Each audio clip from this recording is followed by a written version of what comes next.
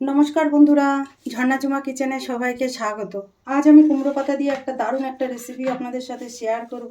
এই রেসিপিটা আপনারা স্ন্যাক্স হিসাবেও খেতে পারেন, আবার ভাতের সাথেও খেতে পারেন।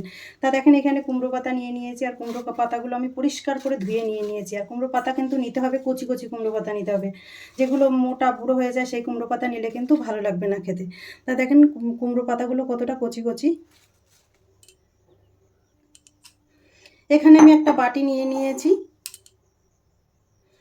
বাটিতে আমি নিয়ে নেব পরিমাণ মতো বেসন। এখানে আমি 3 চামচ বেসন নিয়ে নিয়েছি। দিয়ে দিচ্ছি চালের গুঁড়ো, আর চালের গুঁড়োটা সেম মাপে দেব। 3 চামচই দিয়েছি চালের গুঁড়ো। চালের গুঁড়ো যদি আপনাদের কাছে না থাকে তাহলে কর্নফ্লাওয়ারটাও দিতে পারেন। টেস্ট হিসাবে নুন দিয়ে দিলাম, আর দিয়ে দিলাম খুব সামান্য চিনি। চিনিটা চাইলে আপনারা স্কিপ করতে পারেন, কিন্তু পকোড়াতে একটু চিনি দিলে খেতে ভালো লাগে। হলুদ গুঁড়ো দিয়ে দিলাম, লঙ্কা গুঁড়ো, কিছুটা কালো জিরে দিয়ে দিলাম, ধনে গুঁড়ো। এখন সব উপকরণগুলো ভালোভাবে মিশিয়ে নেব আমি। দেখেন আমার মেশানো হয়ে গেছে। অল্প অল্প করে জল দিয়ে কিন্তু এইটাকে আমি একটা ব্যাটার বানিয়ে নেব। মোটা করে বানাবো ব্যাটারটা, একদম কিন্তু পাতলা করা যাবে না, আবার বেশি মোটাও করা যাবে না। একবারে জল দিয়ে কিন্তু এটা গুলতে যাবেন না আপনারা, এটা অল্প অল্প জল দিয়ে গুলতে হবে। একবারে জল দিলে কি হবে, দানা বেঁধে যাবে।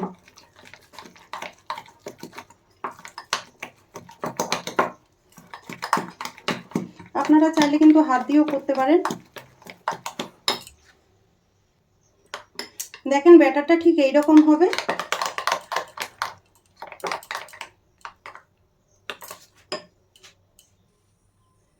আর দিয়ে দিলাম কিছুটা তিল। আপনাদের কাছে যদি তিলটা না থাকে তাহলে কিন্তু পোস্ত দিলেও চলবে, আর পোস্ত যদি না থাকে তাহলে না দিলেও চলবে।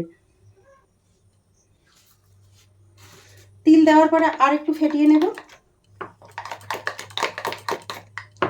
এখন এটাকে আমি 5 মিনিটের জন্য রেস্ট হতে রেখে দেব। ঢেকে এগুলো সাইডে রেখে দিলাম। দেখেন এখন বেসনটা আমি দেখে নেব। দেখেন খুব সুন্দরভাবে সেট হয়ে গেছে বেসন। আর ঠিক এইরকম কিন্তু মোটা রাখতে হবে।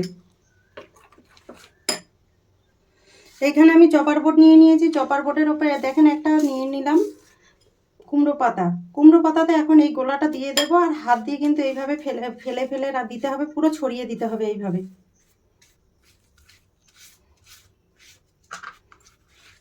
দেখেন এইভাবে কিন্তু পুরো পাতাতে ভালোভাবে ছড়িয়ে দিতে হবে।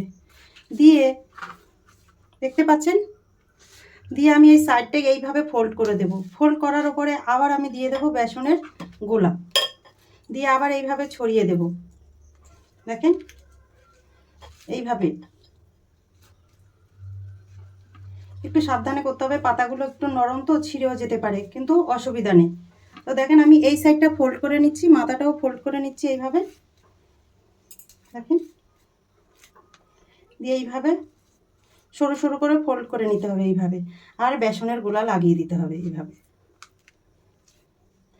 আগে কিন্তু এইভাবে করতে হবে, ডগার দিক থেকে করতে হবে, গোড়ার দিকে কিন্তু ভালোভাবে ফোল্ড করা যাবে না। দেখেন আবার একটা কুমড়ো পাতা আমি নিয়ে নিলাম, সেইটাকে আবার এর ওপরে বসিয়ে দিলাম। দেখেন আগে এখানে আমি একটু বেসনের গোলা লাগিয়ে নেব। দেখুন এই বেসনের গোলার উপরে এই পাতাটা বসিয়ে দিলাম, দেখতে পাচ্ছেন। দেখেন এইভাবে দিয়ে আবার ফোল্ড করে নেব। ফোল্ড করার উপরে আবার বেসনের গোলা দিয়ে দেবো এইভাবে, আর এই পুরো পাতার মধ্যে আবার বেসন লাগিয়ে নেব। বেসন লাগিয়ে এই সাইডটা আমি আবার ফোল্ড করে দিচ্ছি। দেখেন এইভাবে এইভাবে ফোল্ড করে দিতে হবে। এই সাইডটাও কিন্তু ফোল্ড করে দিতে হবে এইভাবে। দেখেন দিয়ে এই সাইডটাও কিন্তু ফোল্ড করে দিতে হবে, দিয়ে এইভাবে গোল করে ফোল্ড করে নিতে হবে। দেখেন এইভাবে সবকটা পাতাকে আমি এইভাবে ফোল্ড করে নেব। দেখেন কত সুন্দর ফোল্ড করেছি। দেখেন আমি একটা ভালোভাবে ফোল্ড করে নিয়ে নিয়েছি। এইভাবে আমি সবকটা পাতাকে ফোল্ড করে নেব। এখানে দেখেন আমি 3টে রোল বানিয়ে নিয়েছি। এখন এগুলো আমি স্টিম করে নেব বা সেদ্ধ করে নেব। এইরকম আমি একটা ছিদ্রওয়ালা থালা নিয়ে নিয়েছি, আর নিচে দেখেন জল দিয়ে দিয়েছি ফুটতে। জলটা কিন্তু গরম হয়ে গেছে, ফুটতেও শুরু করেছে। থালার উপরে আমি সামান্য তেল দিয়ে দেবো যাতে রোলগুলো চিপকে না যায়। এখন আমি এই রোলগুলো থালার উপরে বসিয়ে দিলাম। দেখেন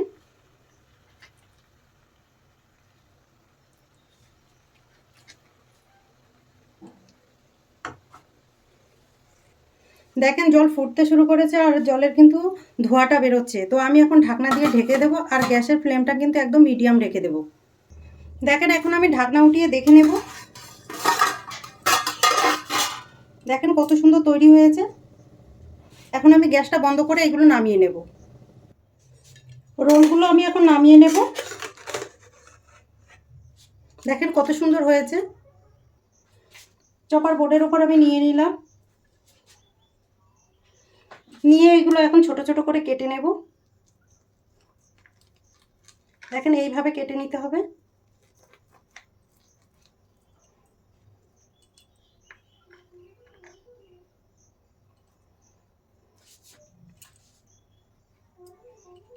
দেখেন এইভাবে কিন্তু সবগুলো কেটে নিতে হবে।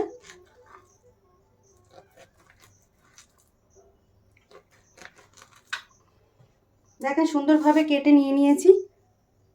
চাইলে কিন্তু এগুলো আরেকটু পাতলাও কাটতে পারেন আপনারা। দিয়ে এখন ভেজে নেব এগুলো। দেখেন এখানে আমি দুটো রোল কেটে নিয়ে নিয়েছি, এইগুলো এখন আমি ডিপ ফ্রাই করে ভেজে নেব।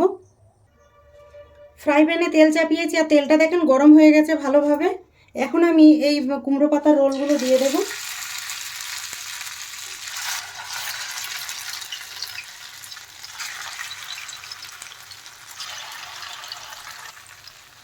এইভাবে রোল বানিয়ে কিন্তু আপনারা সবজিও রান্না করতে পারেন।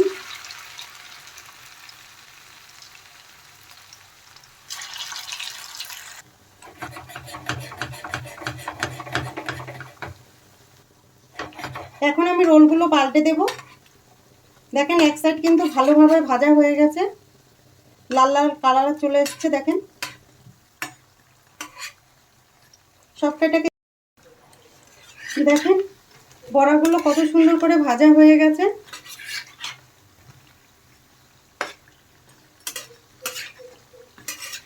কালারটাও কিন্তু খুব সুন্দর এসেছে।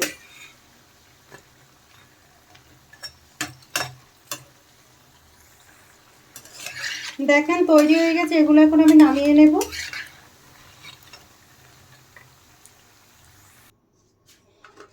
এখন আমি দেখেন প্লেটে নিয়ে নিচ্ছি, আর দেখেন কতটা ক্রিস্পি হয়েছে, দেখলেই বোঝা যাচ্ছে।